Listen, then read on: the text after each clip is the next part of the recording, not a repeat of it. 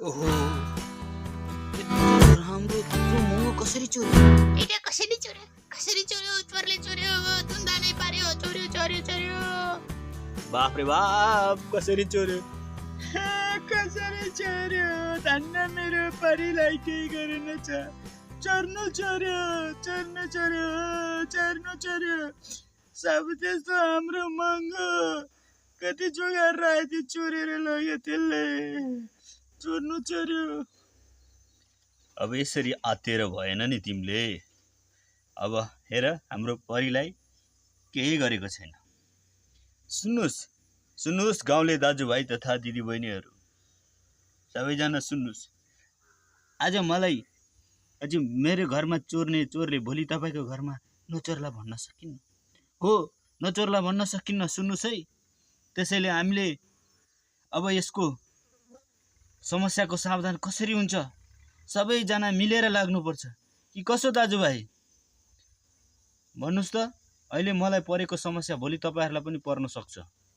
अब तपाईँकै घरमा यसरी चोरी गरिसकेपछि त यो त साह्रै नराम्रो कुरा भयो नि। त्यसैले तपाईँको कुरामा मेरो पनि समर्थन छ है। हो, भाइले ठिक कुरा गर्यो। म पनि एकदम समर्थनमा छु। मलाई लाग्छ हामीले पुलिसलाई तुरुन्त खबर गर्नुपर्छ।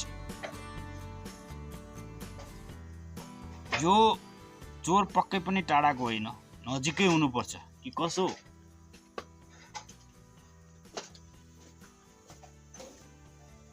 राम राम, चोरहरू कस्तो लाज नभएका, दिउँसै दिन डाँडै चोर्न थालेछन्।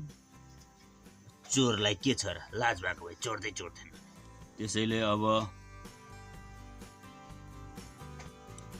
हामी सबै मिलेर कसरी हुन्छ त्यो चोरलाई पत्ता लगाउनु हुन्छ। चोरलाई अब पत्ता लगाउनेतिर लाग्नु त सबैजना।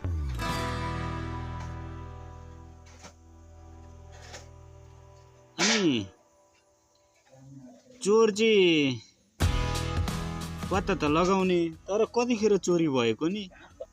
अब हामी सबैजना घरमा थिएनौँ। अब छोरी परि सुतिराखेकी थिइन् एक्लै। चाबी फोडेर सबै लिएर गएछ। के गर्ने होला अब? सबै लग्यो, भरको सम्पत्ति लग्यो। त्यही त, यस्तो चोरी नै हुन्छ भन्ने त हामीलाई लागेकै थिएन। अब भयो। लु, सबै गाउँले दाजुभाइ तथा दिदीबहिनीहरू, कसरी हुन्छ अब? चोर पत्ता लाग्नुतिर लाग्नु पर्यो। हेर्नुहोस्, मलाई शङ्का माथि त कसैसँग छैन, तर के गर, मान्छेको निधारमा लेख्या हुँदैन। को कस्तो छ थाहा पाउन सकिन्न। त्यसैले म पुलिसलाई तुरुन्त खबर गर्नेछु। हो भाइ हो, तिमी त्यस्तै गर, तुरुन्त पुलिसलाई खबर गरिहाल। जतिसक्दो छिटो, ढिलो नगर। यसरी त हाम्रो यो भेडीगोठ बजारको बिजेतै हुने भयो। ओहो, के हुन थाल्यो है यस्तो?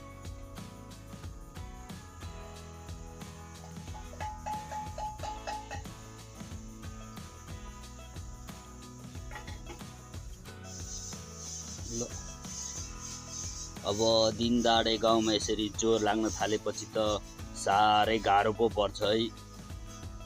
त्यही त भन्या, यस्तो त नहुनु पर्ने हो होइन? कसरी चाहिँ हुन थाल्यो ह? ओहो, यसरी त गाउँमा पनि अब कसरी बस्ने हो? चोरै लाग्छ दिन दाडे। त्यही त।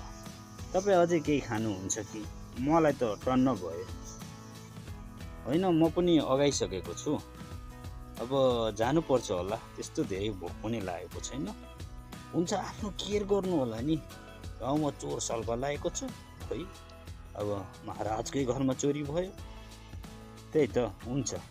ल, पछि भेटौँला नि त है। म नि अहिले लागेँ। ल। अनि भन, तिम्रो पढाइ आजभोलि कस्तो चलिरहेछ? हो, ल। ठिक छ, पढाइमा चाहिँ एकदम ध्यान देऊ है। यो एसएलसी भनेको त फलामको ढोका हो, ढोका। यो कटेपछि त लाइफ सेट भयो तिम्रो नि। ल भनौँ सबै ठिकठाकै चलिरहेछ। अब मेहनत गरेको हो, डर पनि लागिरहेछ।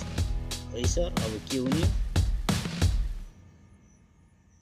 मलाई मेरो नामले नि बोलाउँदा हुन्छ नि। मलाई मेरो नामले बोलाउँदा भयो, सर भन्नु पर्दैन। सर पनि कस्तो जिस्किनुहुन्छ, नजिस्किनु न। ल सर, मलाई हतार भयो, म लाग्छु ल। ल ल ल।